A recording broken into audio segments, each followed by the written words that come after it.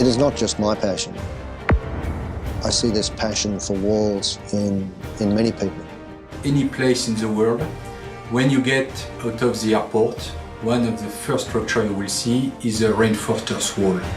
Everywhere we drive past a reinforced earth wall. You will notice these cruciform panels, and really it is something which is quite nice for us. And it is our signature. It just seems to get in your veins.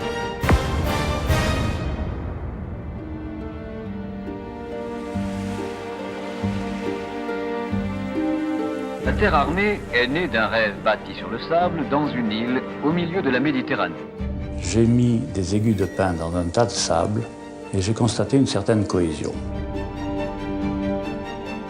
Et à l'ombre d'un pin, il s'est aperçu qu'un tas d'aiguilles de pin et de sable tenait presque verticalement. Et si tu voulais, son idée est partie de là. En fait, j'avais réalisé un premier ouvrage en terre armée fait de 2 éléments, des grains et des armatures. C'était un grand ami, pour moi, un très très grand ami. Henri Vidal était un homme passionnant et passionné. C'était un homme de grand caractère, d'une grande finesse, d'une grande intelligence. Vidal était un grand enthousiaste. Et si ça n'avait pas été lui, ça n'aurait pas eu ce succès. Il avait aussi beaucoup de charisme et c'était un enthousiasme qui nous donnait envie de partager son enthousiasme. Je retiens de lui surtout sa qualité à choisir les hommes. C'était un artiste et un grand architecte. Son charme a beaucoup aidé à séduire les gens, enfin, on avait envie de faire de la terre armée. Je crois que ça a joué énormément. Mais ce n'était pas facile.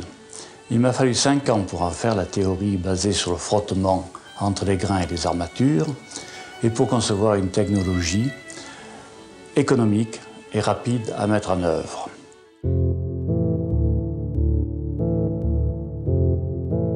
J'ai alors pris des brevets et j'ai constaté qu'il n'y avait aucune antériorité dans le monde.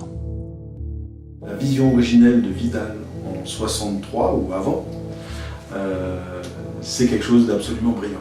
Dans la vision de Vidal, il faut aller relire l'introduction du brevet de 63, où il indique d'une façon absolument claire et brillante le fait qu'il a créé un nouvel emploi pour un matériau qui est disponible partout, qui est la terre. Il a créé un nouveau matériau fait de terre et de renforcement pour faire des structures. Et j'ai commencé à construire les premiers ouvrages. Ça devait être en 66-67, sur une galerie en montagne dans les Pyrénées. Et ensuite, si vous voulez, les ouvrages suivants ont été faits par l'administration des ponts et chaussées pour des constructions d'autoroutes. On avait fait au laboratoire des ponts et chaussées un certain nombre d'essais, comme on dit, en modèle réduit, pour voir comment se passait la terre armée. Mais ce qui a surtout été l'élément le plus représentatif, ce fut une instrumentation sur un mur en vraie grandeur en Normandie. Ce mur donc en terre armée qui avait 10 mètres de hauteur, 50 à 100 mètres de longueur, avait été donc en quelque sorte donné à Henri Vidal par un ingénieur des ponts et chaussées pour qu'il puisse démontrer la validité de son invention. Et ceci a permis de découvrir quel était le véritable fonctionnement de la terre armée. Et qui ont été suivis de toute une série d'ouvrages sur l'autoroute Nice-Menton. C'était en 68. Et c'est là qu'il est venu me trouver pour me proposer de m'associer avec lui pour monter cette société. Ce que j'ai fait pour la terre armée, ce sont les méthodes de calcul. Le frottement a lieu sans glissement si DF sur 2 sigma DL est plus petit que F. F étant le coefficient de frottement terre-armature. Et le succès de la terre armée provient vraiment du fait que cette formule se vérifie facilement pour tous les ouvrages. Les débuts, si vous voulez, sont très simples. Ils se passent dans un tout petit bureau qu'il avait loué Tournebelle à la Défense, qui était un bureau vide. Le téléphone était posé sur la moquette quand je suis rentré. Donc il fallait très vite ouvrir le procédé, trouver d'autres éléments pour préfabriquer, pour construire la terre armée. Et c'est la première chose à laquelle je me suis mise, c'est la conception et la réalisation d'une peau en écaille de béton.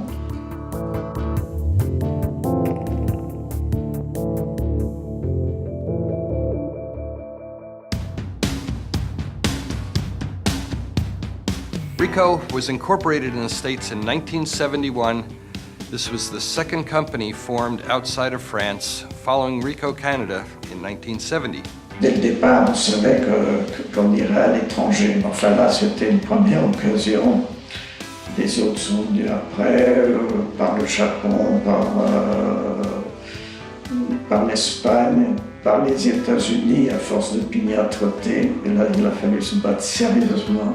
Ils ne sont pas venus tout seuls. 1974 was the key date for the creation of the Reinforced Earth Company, the proprietary company.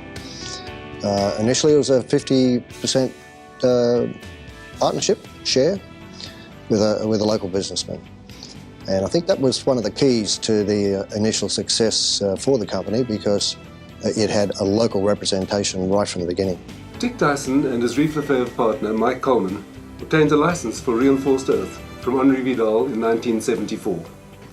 They met for a good French lunch with lots of wine and were then left on their own in the front row of a cinema on the Champs-Élysées to watch a 16mm film on Reinforced Earth.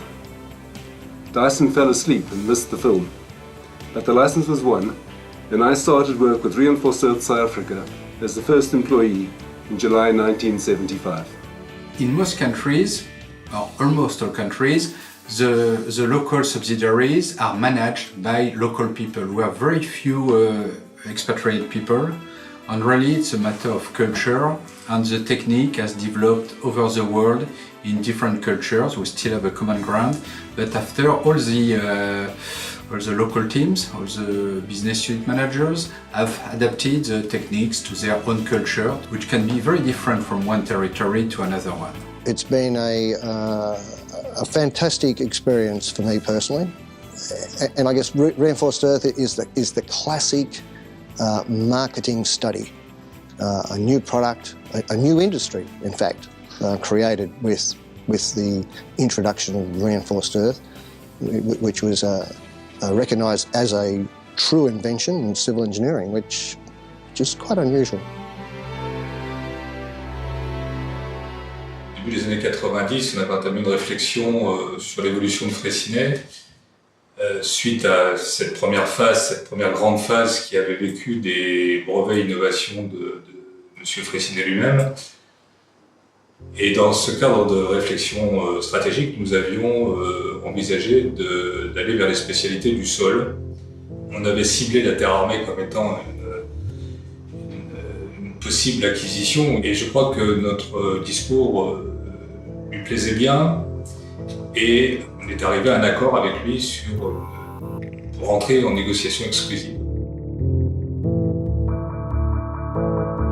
En décembre 1998, nous signons l'acquisition finale, et à partir de cette date-là, donc, nous rencontrons le management. However, in 1998, when Reinforcers came into the Freycinet Group, it was a fantastic discovery, because I had the chance to be part of the little group of people which was in charge of making sure that we integrate technically and in terms of marketing a global offer between Freysisol and Reinforcers.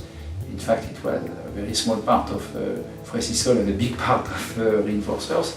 And Pierre Silvestin was a fantastic professor in order to explain, first of all, how the technology works in its detail, how it has been built, and to help us to understand the very detail of how you can calculate reinforcers in the most difficult part, the experience which was made on a very large number of structures, and also the detail of how it behaves in terms of durability.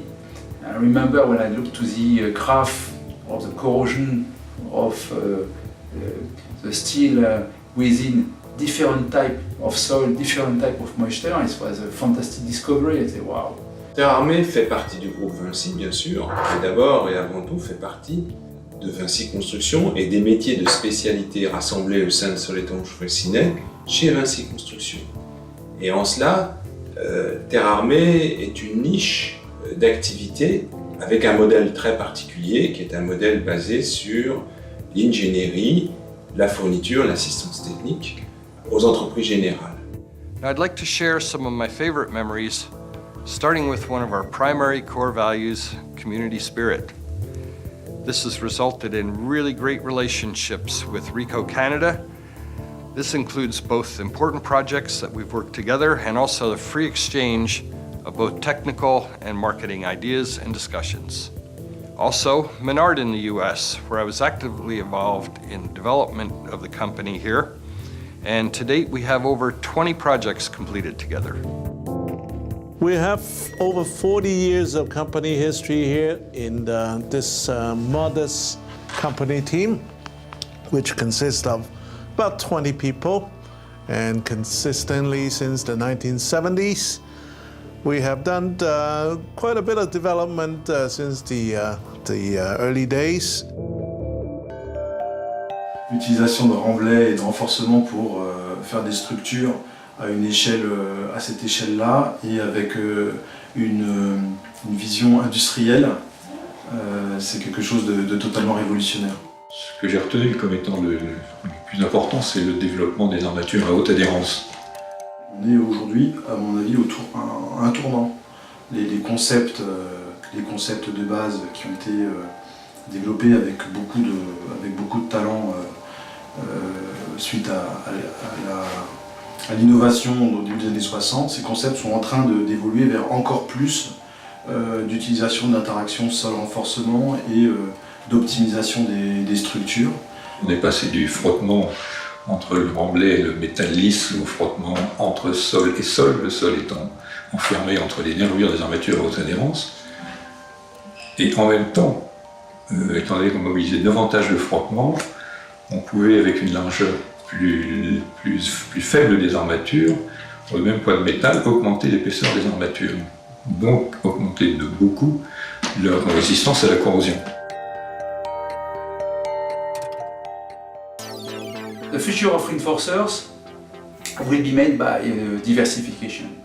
We have launched a quite important diversification plan for reinforcers. We are involved in majority in road or motorways projects, and we feel we have a big potential for development in other segments, other market segments. In fact, it was the case in the past. We have some very good examples in the early beginnings of projects in sectors like dams, like seawalls, like energy, and there's still a big potential. We want to diversify ourselves in the mining business, in the waterways, in the industry, in the military, the railways, so in many areas where we have a lot of reference already, but those references are quite unique in a country. The second axis of development for the future is geographical. We are very strong in Northern America, we are quite strong in Europe. We are becoming stronger now in South America. We are big in Australasia, but we still have a big margin of progress in Africa, which will be a developing territory in the coming decades. We have a big potential in Asia, where in fact, except for India and Malaysia, we can do better than that. And Russia, as I said before, is also an important territory for the future. Parmi les innovations récentes et qui, à mon avis, seront marquantes pour le futur de la Terre Armée, il y a l'utilisation de renforcement non connecté au sein des masses en Terre Armée, dans le cas de renforcement relativement extensible pour raidir cette masse. Ce système, on l'a appelé terre composite, et nous a permis de franchir des records de hauteur en murs verticaux renforcés par armature synthétique. And a third axis of development is the cooperation with the other activities of the Soletanche Freycinet Group. We have a few common jobs with Ménard mostly, but there must be far more opportunities to do common projects with Freycinet, with Soletanche Bachy, and even with Nuvia in some cases. We have also a dream that you may know, and we have patented this dream. In fact, it's to store energy in reinforcers, because reinforcers could be a fantastic reservoir of something.